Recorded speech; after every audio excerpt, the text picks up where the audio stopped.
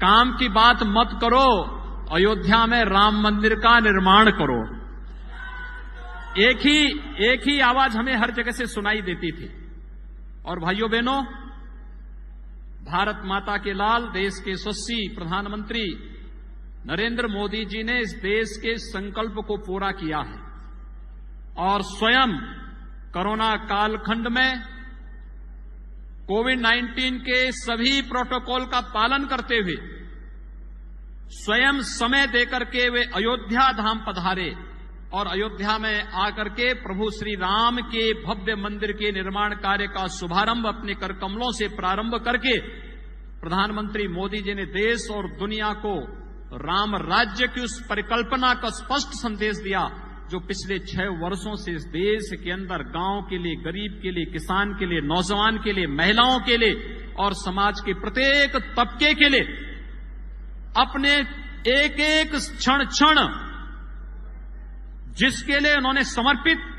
किया और जिसके लिए उन्होंने पूरा जीवन लगा दिया, वह इस देश ने देखा है। आज का जो दिवस है, दीपोत्सव भगवान राम का के द्वारा सत्य, धर्म और न्याय की लड़ाई जीतने के बाद अयोध्या आगमन, 14 वर्षों के बाद अयोध्या आगमन की स्मृति में हम लोग मनाते हैं। और हम लोगों की हार्दिक इच्छा है कि यह आयोजन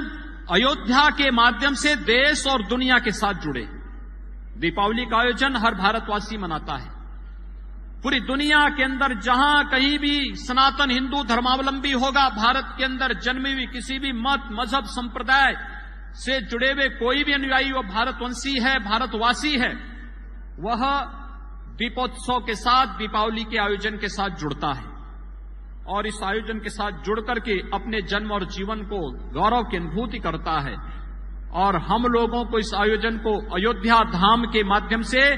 देश और दुनिया तक पहुंचाना है, जिससे अयोध्या की अच्छी ब्रांडिंग भी हो सके और मर्यादा पुरुषोत्तम भगवान श्री राम जन जन के आराध्य के रूप में, इसी प्रकार से पूज्य रूप से सबके सामने उसी रूप में दीपोत्सव के माध्यम से आशीर्वाद देते रहे जो हजारों वर्षों से हमारे पूर्वजों को और इस धराधाम के प्रत्येक नर नारी को उनका आशीर्वाद प्राप्त होता रहा है। और उस संकल्पना को आगे बढ़ाने के, दीपोत्सव के कार्यक्रम को जब आगे बढ़ाने की प्रेरणा आदरणीय प्रधानमंत्री मोदी जी के माध्यम से, क्योंकि प्रधानमंत्री जी सदैव इस बात को कहते हैं कि कार्य कोई भी हो इस प्रकार का होना चाहिए जो कार्य वास्तव में अन्यों के लिए प्रेरणादायी भी हो और एक अमिट छाप छोड़ने के साथ साथ अन्यों को भी प्रेरित कर सके। और दीपोत्सव का कार्यक्रम इसीलिए अयोध्या के साथ जोड़ करके हम लोगों ने अयोध्या के संकल्प को पूरा करने के लिए, आगे बढ़ाने के लिए, राम राज्य की उस परिकल्पना को आगे बढ़ाने के उस संकल्प को किया, आगे बढ़ाया है, जिसकी इस देश को आजादी के बाद से प्रतीक्षा थी। याद करिए, देश के अंदर राम राज्य की हमने परिकल्पना जब की, एक ऐसा राज्य जिसमें व्यक्ति के बीच में जाति के नाम पर, मत, संप्रदाय, पंथ या मजहब के नाम पर, धर्म के नाम पर कोई भेदभाव न हो, किसी प्रकार का भेदभाव न हो। आजादी के बाद आपने पहली बार इस बात को देखा होगा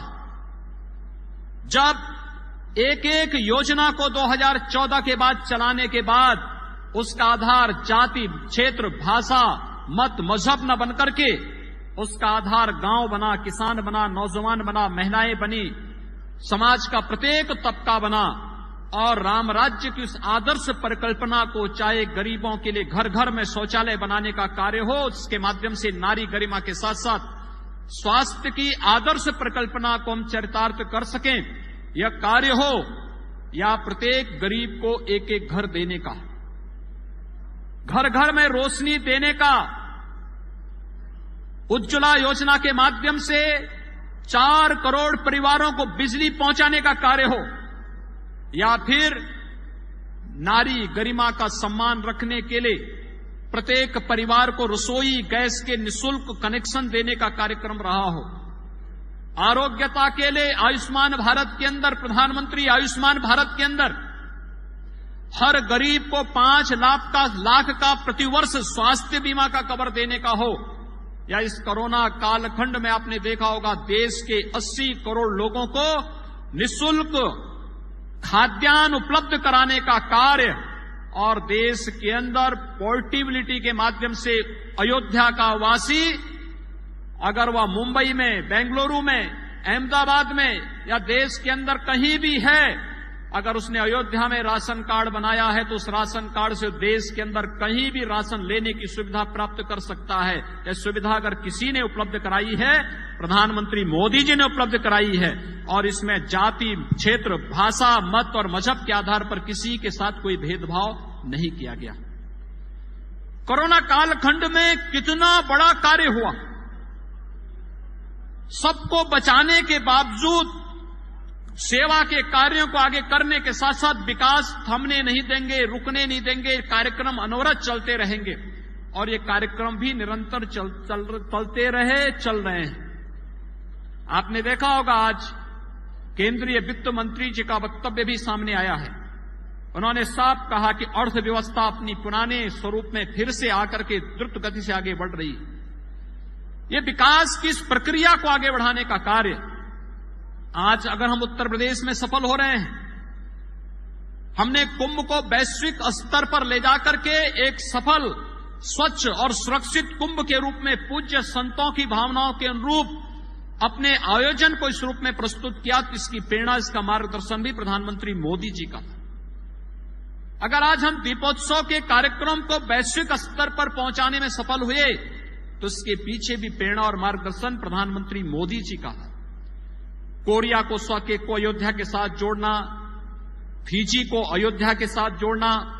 थाईलैंड को अयोध्या के साथ जोड़ना, जापान को अयोध्या के साथ जोड़ना, नेपाल को अयोध्या के साथ जोड़ना, ये पहले से जुड़े थे, लेकिन इसको आधुनिक परिप्रेक्ष्य में जोड़ने का कार्य हम कर सकें। अयोध्या से जनकपुर की बस यात्रा और राम जानकी मार्ग को एक बार फिर से हम उस यात्रा को इतना सुगम कर सकें। जब प्रभु श्री राम मां जानकी को लेकर अयोध्या आए थे, कई दिन लगे थे,